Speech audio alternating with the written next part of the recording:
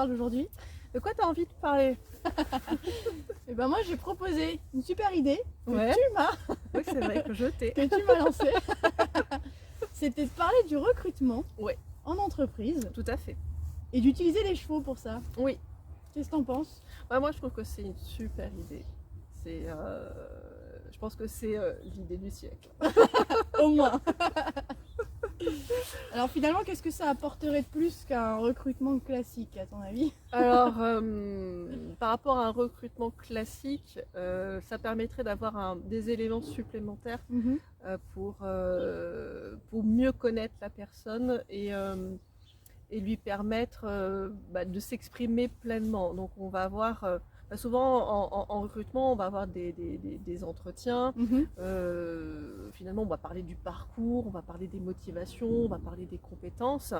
Le savoir-être, on va l'aborder, bien sûr, parce que ça fait quand même partie des éléments qui sont questionnés. Mais bon, on va souvent avoir des réponses peut-être un peu toutes faites ou le savoir-être, on va le juger sur un ressenti en tant que recruteur, sur ce qui est en train de se passer finalement dans l'entretien. Néanmoins, il y a peut-être des ressentis qui vont peut-être être faussés parce que je vais avoir mon propre état émotionnel au moment, ce jour-là. Je sais qu'en face, mon candidat, il y a aussi un enjeu pour lui. Il est peut-être pas tout à fait. Il n'est pas tout à fait lui, c'est sûr. Pas tout à fait lui, quoi. Il y a des choses qui nous échappent aussi, à l'un comme à l'autre. Donc, on perd des petites choses quand même, émotionnel et tout ça. Exactement. C'est difficile déjà d'en parler dans un entretien. Si on met le mot émotion, c'est un peu compliqué, mais il y a des choses qui échappent du coup et ça peut être dommage. Tout à fait. Et l'équipe coaching. Alors, il ne faut pas le voir comme étant une épreuve parce que c'est pas ça. L'objectif, c'est de permettre d'avoir un champ d'expression, d'offrir un champ d'expression atypique, ludique aussi, à la personne qui est recrutée, qui est alors peut-être en shortlist, pour vraiment exprimer pleinement ce qu'elle est, sa posture, sans filtre, ça c'est clair, de toute façon il ne peut pas y en avoir.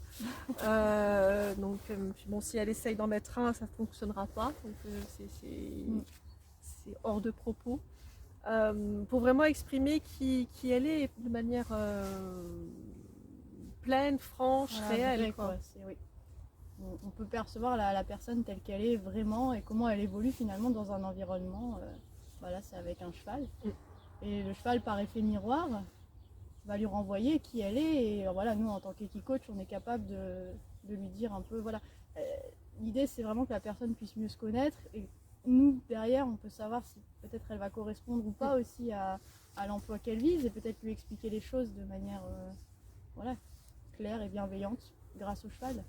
Tout à fait, ça permet de faire un choix, de se positionner déjà soit par rapport à, en tant que futur recruté, par rapport à cette orientation, peut-être aussi pour le recruteur, parce que le recruteur... Voilà.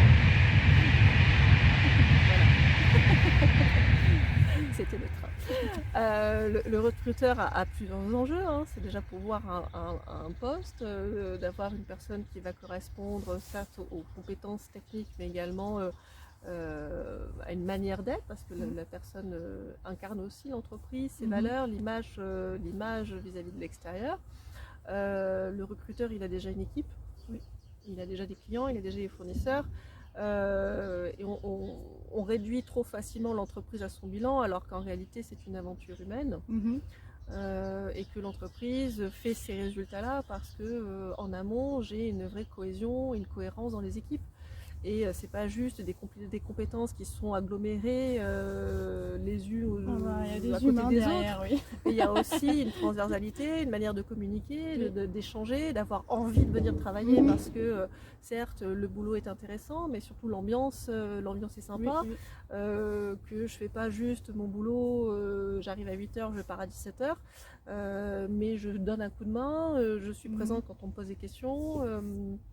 Je m'implique et je m'investis, c'est aussi ça qu'on peut rechercher en tant que recruteur. Oui, bien sûr, et puis on parle beaucoup des soft skills.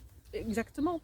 Et je pense que les connaître avant d'entrer dans une entreprise, savoir qui est la personne qu'on recrute et Mm. voilà, où elle en est au niveau des soft skills, ce qui ne veut pas dire ne pas l'apprendre, mais Non, savoir tout à que fait. peut-être il y aura des choses il faudra l'aider, il faudra la porter sur ces choses-là, mais elle se débrouille très bien sur d'autres choses. Voilà, c'est Tout à vraiment c'est une jauge hein, pour savoir un peu qui on accueille et comment Tout à on fait. va l'aider et comment Non, on va l'intégrer. Hein. Bien entendu, hein, l'idée c'est pas de porter un jugement et encore Non. moins un jugement de valeur sur la personne. On n'est pas du tout là pour ça. Non. Moi, éthiquement, je m'y refuse. Pareil. Voilà, c'est non. C'est pas très constructif. Non, non, non, non. C'est peut-être une manière intelligente de percevoir un certain nombre de choses pour favoriser à la fois l'intégration et l'adaptation au poste, si c'est nécessaire, et de faire aussi les bons choix par rapport à ses besoins. Alors quand je parle de besoins, je parle des besoins de l'entreprise, mais également de la personne elle-même.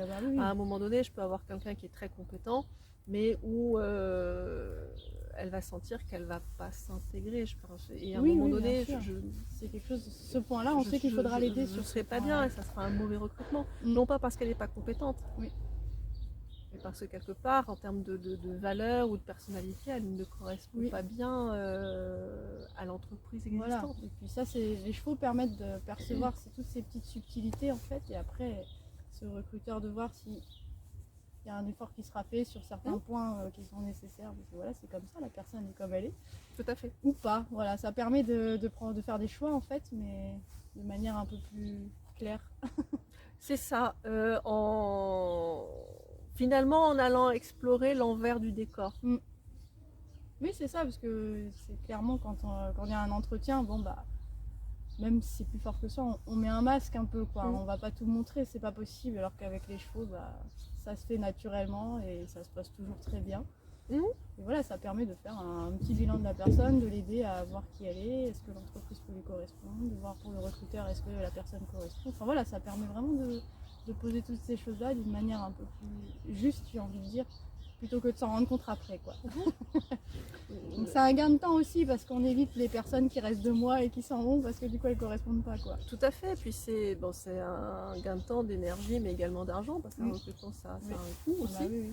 Donc c'est intéressant de pouvoir un peu le maîtriser. Après je sais qu'il y a des cabinets de recrutement qui font passer des entretiens à 2.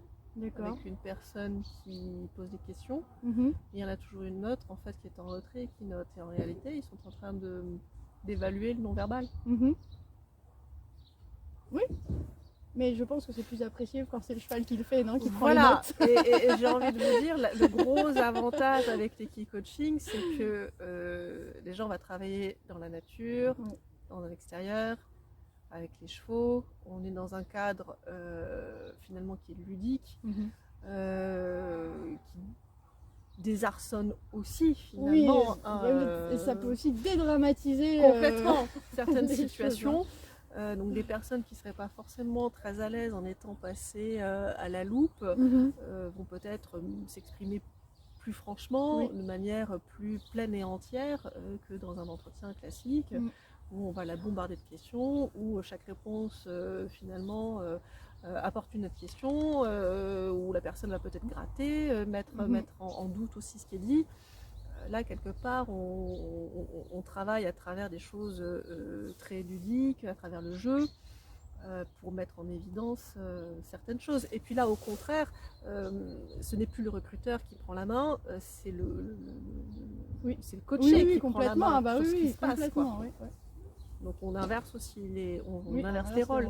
Et c'est d'autant plus intéressant quand je vais chercher à recruter un manager, savoir finalement en réalité comment il pilote ou comment il va gérer un groupe de 3 à 4 chevaux.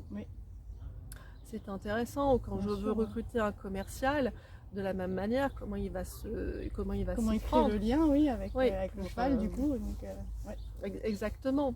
Et ça en entretien, vous ne pourrez jamais le faire. Non, pas possible. Le mettre en situation et en action pour voir réellement comment il se comporte.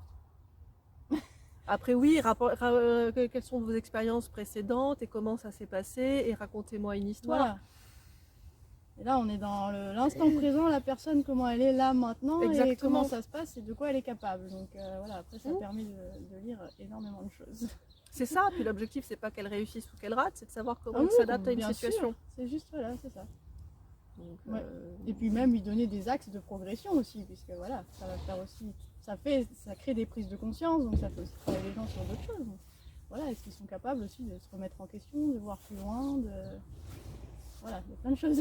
Non, exactement. C'est très riche. On peut aller assez loin et je pense que ça doit pouvoir faciliter des recrutements qui Oui. soient justes. Oui, c'est ça en fait. Pour tout le monde. C'est que ce soit juste, ouais. Tout le monde sur le même pied d'égalité. Tout le monde. Puis après, bon, il y a la partie intégration à l'équipe. Oui, bah après on peut travailler d'autres choses. Hein. Voilà, le champ des possibles est assez large. Bon bah super. Ouais, je suis ravie. On vous attend. Avec impatience. Merci pour cette discussion. Merci à toi, Julie. J'adore.